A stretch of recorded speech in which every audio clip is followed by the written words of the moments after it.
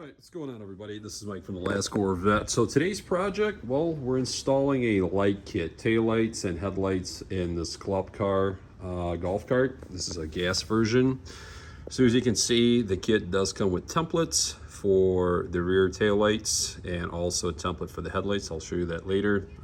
Long story short is you cut out the template and you are lining up the body lines, right? So basically the bottom edge horizontally, and then this line and this line here, and then you just use a marker and you trace it out, and then I'll show you guys the Dremel tool that I'm going to use to actually cut and make this opening. And you always want to cut on the inside of the line, that way you leave yourself a little bit of room so you don't overcut. So that's kind of what it looks like. That's the shape of the taillight. I already got the outline done, and we're gonna cut them out and move on to the front.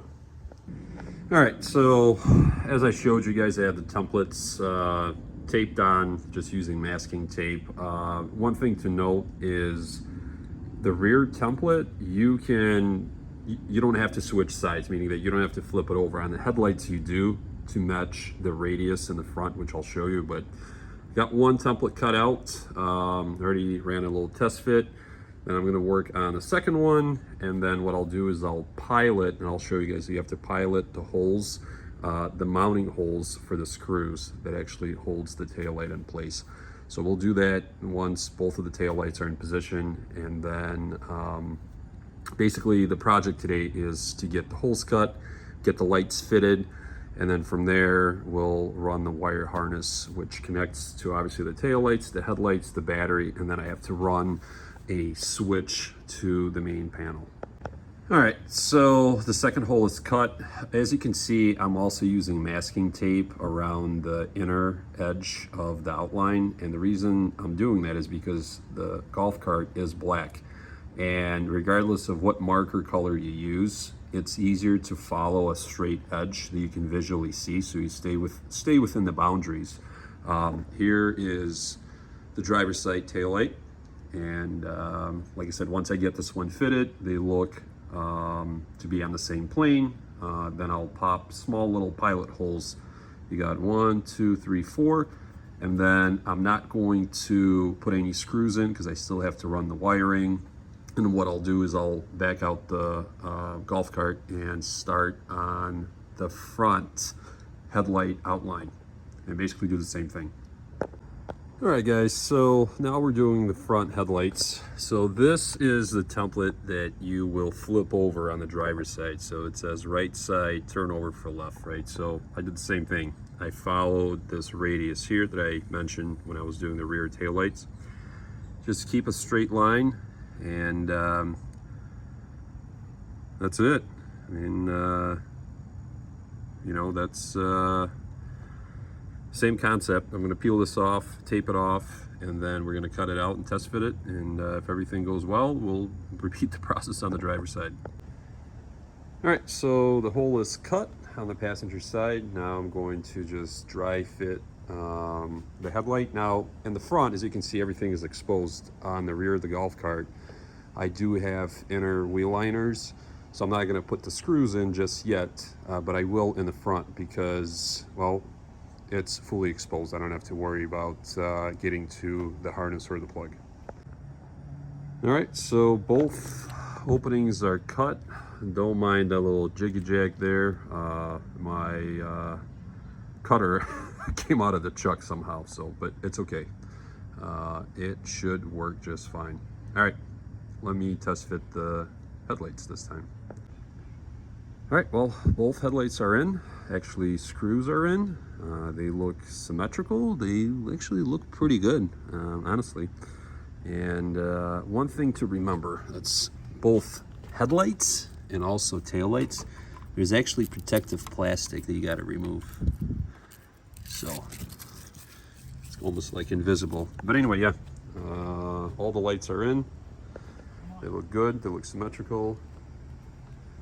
And like I said, the rear tail lights, I'm not going to put the screws in, just for a simple fact that it's easier for me to reach the harness plugs when I run the main harness and get them connected. All right, next step will be to run the harness. That's my RPM gauge, aka tech, that I installed, and probably gonna put the switch somewhere there.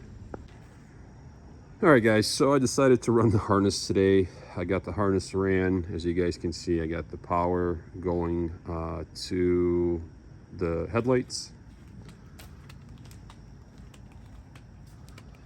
along with the taillights. And yes, I was wrong. So the little side markers, the amber LEDs, do work. And obviously if I had the turn signals, they would blink, but same thing with the brake lights, they would get brighter. But anyway, so what I did is I ran the main harness down the driver's side of the golf cart. Basically popped out the cup holders. This is a custom, we'll say dash or a bezel, front bezel with lockable compartments and what is it, 4 cup holders. So as you can see, I ran, let me give you guys a better view. I ran the main cable, the harness cable part that connects to the switch, right where the main body harness or the main golf cart harness runs. So I'm going to zip tie it obviously in place. This is the switch. So I got the switch mounted. You can see right there. So it's in between the ignition, the RPM gauge, and I think it's going to be just fine. And then right to here, I'm going to install a USB-C charger later on. All right, so yeah, and then you just connect it to the battery, and then from there, you know, same thing, it runs down the side there, the driver's side. Obviously, everything has to be tucked away, away from the exhaust, but that's next. So I got everything connected. I'm going to shut the lights off. All right, and then I'm just gonna start zip tying everything in place. But these switches, just so you guys know, it's ground, you got a blue wire, and then you got a red wire. So you got load is blue, and then your constant is red. So black, blue, red, because the instructions are kind of iffy, so I had to use my voltmeter to figure that out. All right, talk to you guys later, and I'll show you guys the finished project. All right, so the installation is officially complete. I ran the wires, the cables, the switch, zip tied everything in place. Obviously you want to make sure that everything is out of the way, out of the steering linkage, out of the suspension, away from the exhaust if it's a gas golf cart like this one. And let's just do a little walk around and kind of explain to you why I chose this golf cart. Number one, it has a great finish. It's been professionally repainted as far as the shell. It has a bunch of add-ons. It has wheels and tires, brand new bumper, foldable windshield, roof. It has new upholstery, a liner, basically a new dash or a cluster as I call it, with lockable compartments, mirrors. It has obviously a second row jump seat. Same thing, reupholstered with cup holders, and overall it's in really good shape. So it's a big upgrade from the E-Z-GO electric that I had. And yeah, there's just, the list goes on. There's a lot of new components on it, parts, and it runs really well. So let's check out the lights. Flick them on.